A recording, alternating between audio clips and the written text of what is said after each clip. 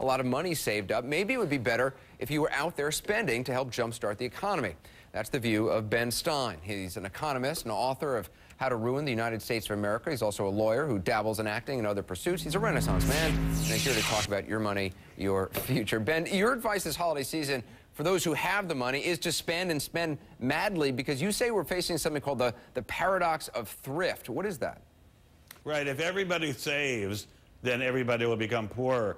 Well-to-do people, or even middle-class people who are solidly set with a job and a house and a pension and no crushing debts, should be out there buying. If there's something they need, they should buy it today and not wait a week. And they certainly shouldn't lay off any household help or cut back on their children's allowances. The quickest way of stimulating the economy would be if people who need a car go out and buy it right now. People who need a refrigerator go out and buy it right now. But I mean, individuals making those kind of choices, can that really make more of a difference than like absolutely. A stimulus plan? You know, it can make a huge difference. A very, very large percent of total consumer spending is done by the top 20% in terms of income. An enormously disproportionate amount. I think more than half.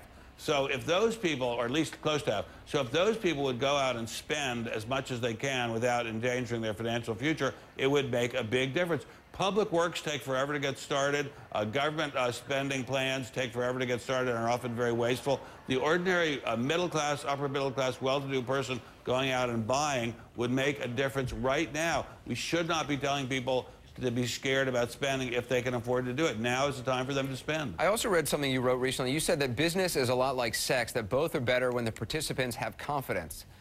It's frankly tough for anyone to have confidence in anything, particularly the alleged expertise of our leaders and our businessmen. And I was interested to read that you were actually asked to invest with Bernie Madoff, and you didn't. Why? Well, these nice people from a big investment bank came to my house. They had gone to a school that we had a connection with, and they said, oh, this guy gets solid returns in good years and bad years. And I said, how can he possibly do that? And they told me his strategy. I said, that's an impossible strategy. It can't work. I checked with one of the smartest guys I know, Ray Lucia, super smart investment guy, Phil DeMuth, super smart investment guy.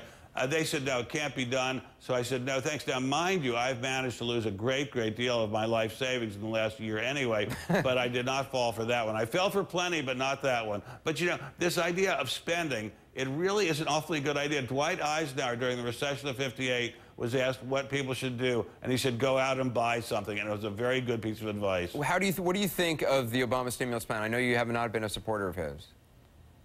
Well, I hope he's the best president we've ever had. Now that he's been elected, I'm a huge supporter. I hope he does great. But I don't think public works are the way to go. Public works are a very slow, sluggish way of getting money into circulation. I think it would be much better if the government guaranteed bank loans. Look, Secretary Paulson basically put a gun to the American economy's head and pulled the trigger when he let Lehman Brothers fail. He basically put a bullet in the brain of the American economy. They can't take that bullet out, but they can do some kind of life support for the patient by guaranteeing bank loans, and I think that's what they've got to do. That would get the money pumping through the economy like yesterday. Ben, I enjoy your writings and enjoy having you on the program. Thanks for being with us. I love being here. God bless you. Happy New Year. To you too. More on the